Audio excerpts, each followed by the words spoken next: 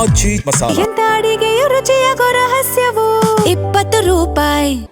ಈದ್ ಮಿಲಾದ್ ಅಂಗವಾಗಿ ಟಿಪ್ಪು ನಗರದಲ್ಲಿ 40 ಅಡಿ ಟಿಪ್ಪು ಕಟೌಟ್ ಹಾಕಿದ್ದಾರೆ. ಅದ್ರ ಜೊತೆಗೆ ಒಂದು ಹಾಡು ಹಾಕಿದ್ದಾರೆ. ಆ ಹಾಡೇನು ಅಂತ ಹೇಳಿದ್ರೆ, ಹಮ್ ಪಾಕಿಸ್ತಾನಿ ಮುಜಾಹಿದ್ದೀನ್ ಹೈ, ಗಲ್ತಿ ಸೆ ಲಲ್ಕಾರೇಗಾ ತು, ಹಮ್ ಗಾಡ್ ದೇಂಗೆ ಕಾಟ್ ದೇಂಗೆ. ನಾನು ಪ್ರಶ್ನೆ ಕೇಳಕ್ ಬಯಸ್ತೇನೆ, ಭಾರತದಲ್ಲಿರುವ ಮುಸಲ್ಮಾನರು ನೀವು ಭಾರತೀಯರ, ಪಾಕಿಸ್ತಾನದ ಏಜೆಂಟ್ರುಗಳ? ಯಾವ ಹಿನ್ನೆಲೆಯಲ್ಲಿ ಪಾಕಿಸ್ತಾನಕ್ಕೆ ಮುಜಾಹಿದ್ದೀನ್ ಅಂತ ಹೇಳಿ ಹೇಳ್ಕೊತಾ ಇದ್ದೀರಿ? ಈ ಮೂಲಕ ದೇಶದ್ರೋಹದ ಕೆಲಸವನ್ನ ಮಾಡಿದ್ದೀರಿ. ಈ ದೇಶದ್ರೋಹದ ಕೆಲಸ ಮಾಡಿರೋರ ಮೇಲೆ ಅವ್ರ ಮೇಲೆ ಮೊಕದ್ದಮೆ ದಾಖಲಿಸಬೇಕು, ಅವ್ರನ್ನ ಬಂಧಿಸಬೇಕು ಅಂತ ಆಗ್ರಹಿಸ್ತೇನೆ.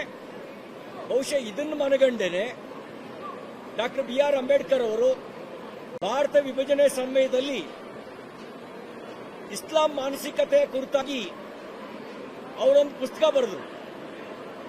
ಆ ಪುಸ್ತಕ ಬರೆದು ಪಾಕಿಸ್ತಾನ ಮತ್ತು ಭಾರತ ವಿಭಜನೆ ಅನಿವಾರ್ಯ ಆದರೆ ಪಾಪ್ಯುಲೇಷನ್ ಎಕ್ಸ್ಚೇಂಜ್ ಆಗಬೇಕು ಅನ್ನುವಂಥ ಮಾತನ್ನು ಹೇಳಿದರು. ಭಾರತದಲ್ಲಿದ್ದು ಭಾರತದ ಅನ್ನ ತಿಂದು ಭಾರತ ವಿರೋಧಿ ಮಾನಸಿಕತೆಯನ್ನ ಬೆಳೆಸ್ಕೊಂಡಿರ್ತಕ್ಕಂಥ ಜನರಿಗೆ ಇಲ್ಲಿರುವ ಯೋಗ್ಯತೆ ಇಲ್ಲ.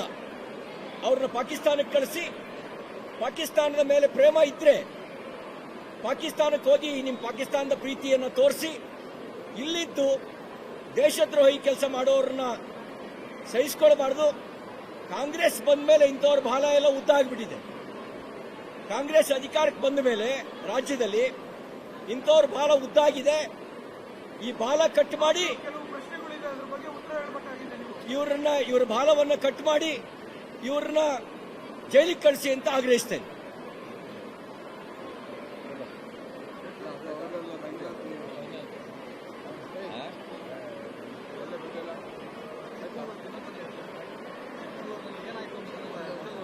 ಚಿಕ್ಕಮಗಳೂರಿನಲ್ಲಿ ಟಿಪ್ಪು ನಗರದಲ್ಲಿ ಈದ್ ಮಿಲಾದ್ ಅಂಗವಾಗಿ 40 ಅಡಿ ಟಿಪ್ಪು ಕಟೌಟ್ ಹಾಕಿದ್ದಾರೆ. ಕಟೌಟ್ ಹಾಕಿ ಒಂದು ಸಾಂಗ್ ಹಾಕಿದ್ದಾರೆ. ಆ ಸಾಂಗ್ನಲ್ಲಿ ಬರುವ ಕೆಲವು ಸಾಲುಗಳು, ಹಮ್ ಪಾಕಿಸ್ತಾನ್ ಕಾ ಮುಜಾಹಿದ್ದೀನ್ ಹೈ, ಕೌನ್ ಹೈ ಪಾಕಿಸ್ತಾನ್ ಕಾ ಮುಜಾಹಿದ್ದೀನ್? आप पाकिस्तान का मुजाहिदीन है तो पाकिस्तान में रहना, यहां रह करके पाकिस्तान का मुजाहिदीन ऐसा कहने का हिम्मत तो कौन दिया आपको? आ ರೀತಿ ಹೇಳೋದ್ರ ಜೊತೆಗೆ ಗಲ್ತಿ ಸೆ ಲಲ್ಕಾರೇಗಾ ತು, ಹಮ್ ಗಾಡ್ ದೇಂಗೆ ಕಾಟ್ ದೇಂಗೆ ಅನ್ನೋದ್ರ ಅರ್ಥ ಏನು? ಯಾರಿಗೆ ಸವಾಲ್ ಹಾಕೋದು? ಯಾವನು ಇಲ್ಲಿರೋನು ಪಾಕಿಸ್ತಾನ್ ಮುಜಾಹಿದ್ದೀನ್ಗಳು? ನೀನು ಪಾಕಿಸ್ತಾನ್ ಮುಜಾಹಿದ್ದೀನ್ ಆದ್ರೆ ಇಲ್ಲಿರೋಕ್ ನಿಂಗೆ ಯೋಗ್ಯತೆ ಇಲ್ಲ. ನೀವು ಇರಬೇಕಾಗಿರೋ ಜಾಗ ಪಾಕಿಸ್ತಾನ. ಅಂತ ದೇಶದ್ರೋಹಿಗಳನ್ನು ಪಾಕಿಸ್ತಾನಕ್ಕೆ ಕಳಿಸಿ, ಅವ್ರ ಮೇಲೆ ಮೊಕದ್ದಮೆ ದಾಖಲಿಸಿ, ಇಲ್ಲಿಯ ಅನ್ನ ತಿಂದು, ಇಲ್ಲಿಯ ಉಪ್ಪು ತಿಂದು, ಇಲ್ಲಿಗೆ ದ್ರೋಹ ಮಾಡ್ತಕ್ಕಂಥ ದ್ರೋಹಿಗಳಿಗೆ ಈ ನೆಲದಲ್ಲಿ ಇರುವ ಅವಕಾಶ ಮತ್ತು ಅಧಿಕಾರ ಎರಡೂ ಇಲ್ಲ. ಇವ್ರು ದ್ರೋಹಿಗಳು, ಇವ್ರನ್ನ ಪಾಕಿಸ್ತಾನಕ್ಕೆ ಕಳಿಸಿ ಅಂತ ಆಗ್ರಹಿಸ್ತೇನೆ.